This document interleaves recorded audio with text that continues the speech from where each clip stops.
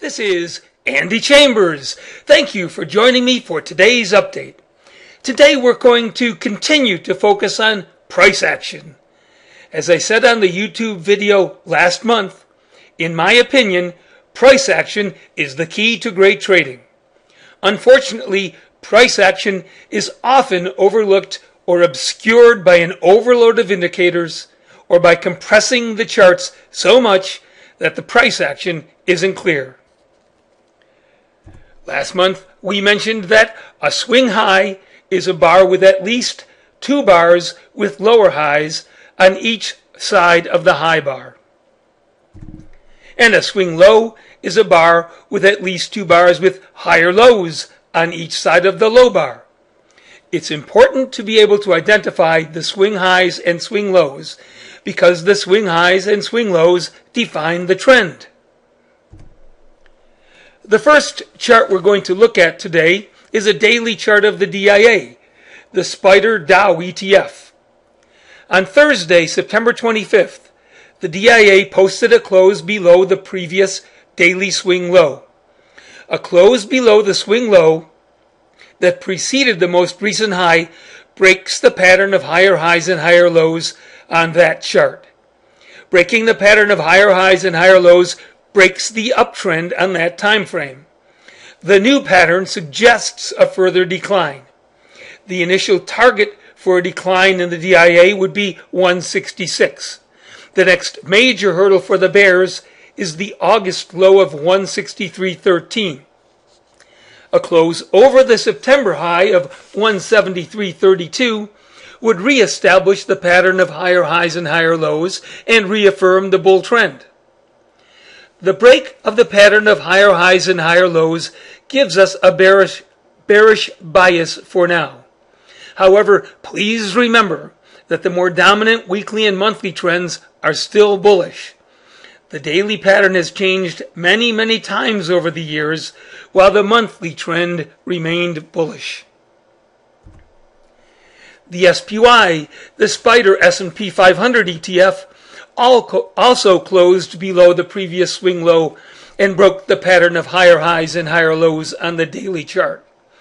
The initial downside target for SPY is 194. The key hurdle for the bears is the August low of 190.55.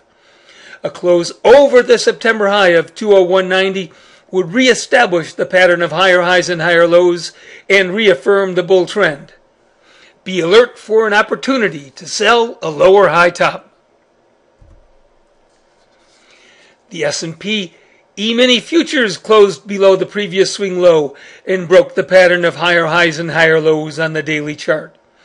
The initial downside target for the E-mini is 194. The key hurdle for the bears is the August low of 190.55.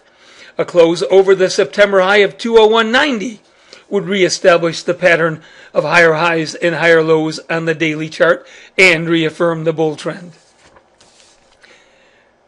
Last, the QQQ closed below the previous swing low and broke the pattern of higher highs and higher lows on the daily chart.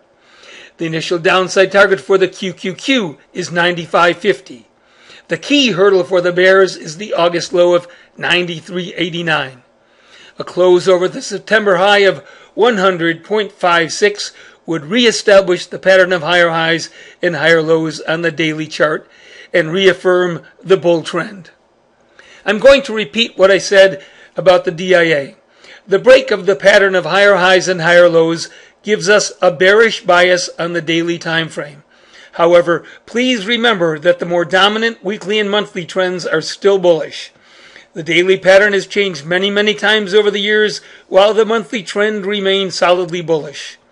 Personally, if I was going to look to go short any of these, I would be alert for a lower high top in SPY. In the newsletter after the week of 9/12, we said IWM has been the weakest of the major indices. Right now it has a relatively low risk bearish setup. The initial downside targets are 110 and 108. A close over the September 11th high of 116.73 would put the bearish outlook on hold.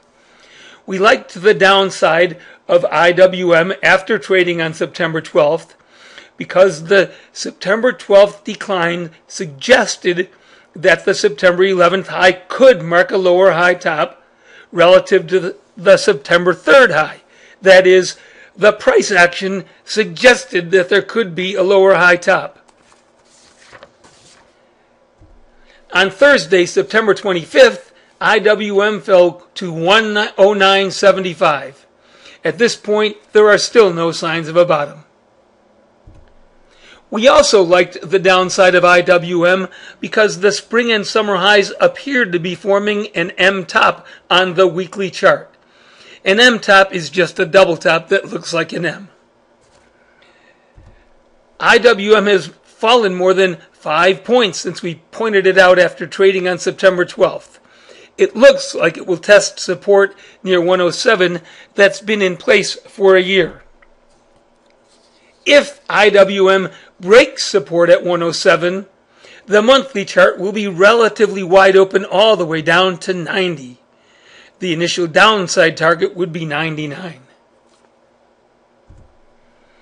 After the week of September 12th, we also said that we liked the downside of XLU because the wide range bearish weekly reversal appeared to mark a lower high head and shoulders type top. A weekly close over 43.86 would put the bearish outlook for XLU on hold. As of September 26th, XLI has a possible lower high top setup with relatively low risk and excellent downside potential. A weekly close over 54.83 would put the bearish outlook on hold. The initial downside targets are 51 and 48.50. If XLI doesn't hold support at 48.50, it could ultimately fall toward 40. After a 15-month pause, the monthly lower high top setup suggests that SLW could be ready for a further decline. The next targets are 15, 10, and 5. A monthly close over 27.66 would void the bearish setup. My favorite bearish stochastic setup in a bull market occurs when the market makes a new high and the stochastic doesn't even reach the overbought zone marked by the yellow line. The setup doesn't always work, but I would suggest that you watch for it. It often marks the beginning of a significant decline. The weekly chart for MMM has the setup right now. The setup was confirmed when the stochastics rolled over on the week at the end of the week of September 26th. This is a relatively low risk setup that could have excellent upside potential or excellent profit potential. A weekly close over 147.87 would void the bearish setup. Well, that's the last chart for today. Thank you for your time and attention. Good luck and good trading.